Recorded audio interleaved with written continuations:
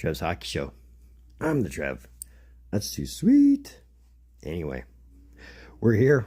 We're finally here. Your 2026 Stanley Cup playoffs are set to commence. And I would have brought these out to you much sooner if all the seedings and all the matchups would have been, cemented or locked in place. Hence why they're a bit late, but they're here all the same. And I'd even go out on a limb and say, with every series you have in this year's playoffs, you're guaranteed a good matchup either way. But with all that, we got to start somewhere, right? So what Trev's going to do is Trev is going to start by giving you his Eastern Conference quarterfinals predictions. Now, you might don't have to agree with all these. You can even, have the time to counterpoint any of my points. These are just my predictions. And they're worth talking about. So let's talk about it. All right. So starting off on the Atlantic side of things, we're going to start with the Buffalo Sabres versus the wild card Boston Bruins. Now, I'm sure for the Sabres, they're just happy to be there. 14 years, no playoffs. I know I've talked about it enough, but you put that in perspective. A lot has happened in the 14 years since they last played in the playoffs. And it's not that they have no veterans who have been in the playoffs before, because they do. But is it going to be enough? You look at the guys like Dahlin and Thompson, guys who have never made the playoffs with the Sabres or anywhere else for that matter.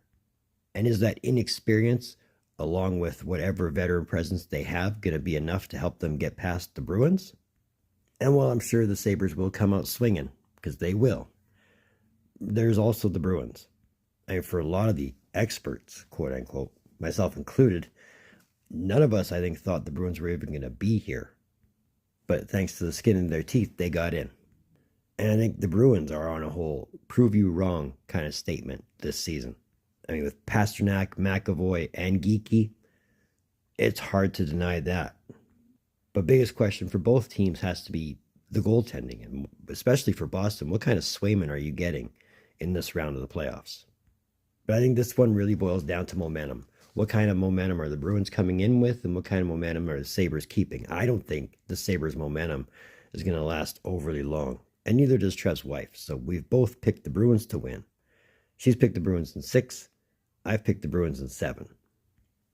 Moving on to the Tampa Bay Lightning versus the Montreal Canadiens. Now here's something you don't get to say all the time. This is a rematch from the 2021 Stanley Cup Finals. You remember, the pandemic season. And here it's really a tale of two different teams. On the Montreal side, they've got plenty of speed and skill. With Suzuki, Caulfield, Slafkovsky, and Hudson. Waiting to at least start making their mark in terms of playoffs. It's obvious those 4 alone will make a deep impact for the Canadiens for years to come. But again, they're running into a team like Tampa Bay, who still has Nikita Kucherov and Braden Point. And when it comes to Andrei Vasilevsky, a playoff Vasilevsky is a much different Vasilevsky in the net. And for as physical as this series is probably going to be, it might be a determining factor of grit. And when you got a Tampa's bottom 6 with Yanni Gourde, Corey Perry, and Nick Paul filling up those lines, it could get ugly. It's not to say Montreal won't make it competitive. I just don't think they're going to win. Neither does Trev's wife. Trev's wife says Tampa in 5. Trev says Tampa in 6. Moving on to the Metro side of things, we got the Carolina Hurricanes versus the Ottawa Senators. Now, if there's ever a series where the biggest question mark on both teams was goaltending, this is it. But for both teams might lack in the net, they make up for it immensely with star power. And with Carolina, they got guys like Aho, Svechnikov, Jarvis, and Slavin, who have been to this part of the playoffs before and have been further and know exactly what they need to do. While the Senators do have Tkachuk, Stützle, Pinto, and Sanderson, but this core of Senators players is only visiting the playoffs for the second time. But for Ottawa, the biggest question mark, as I said, has to be goaltending. What kind of Ullmark are you getting?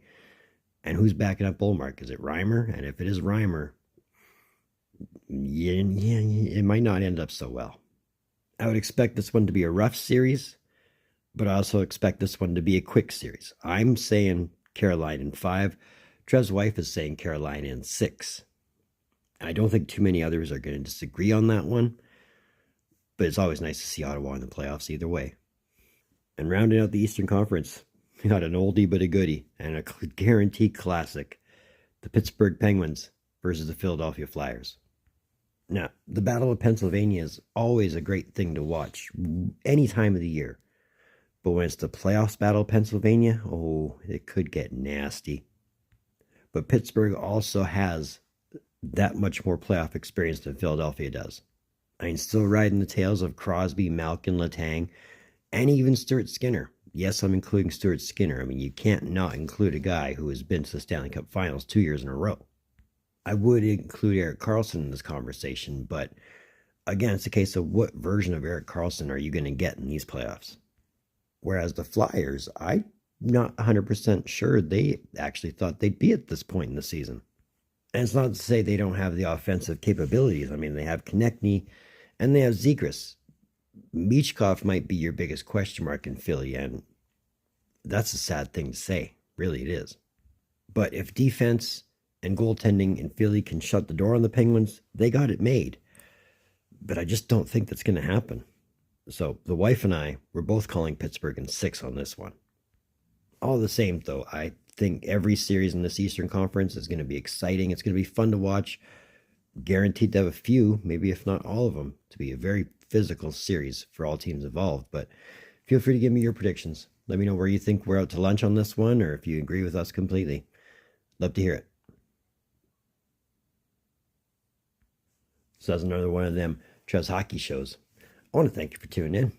Don't think I don't appreciate the gesture, especially if you've made it to this point. If you have made it to this point, I'm very proud of you. You've made it to the end, and I couldn't be more happier for you for it.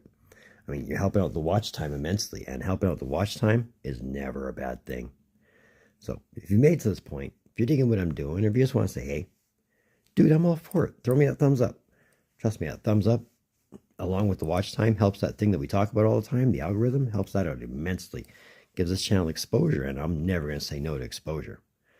So if you haven't done so by now, if you really want to, that red button, that one that says subscribe all over it, come on, you know you want to hit it. I know you want to hit it. The algorithm that we keep talking about, it knows you want to hit it. And why deny yourself a good thing? It'll make you feel good, make me feel good. And we're making that push to 500 by the end of the year.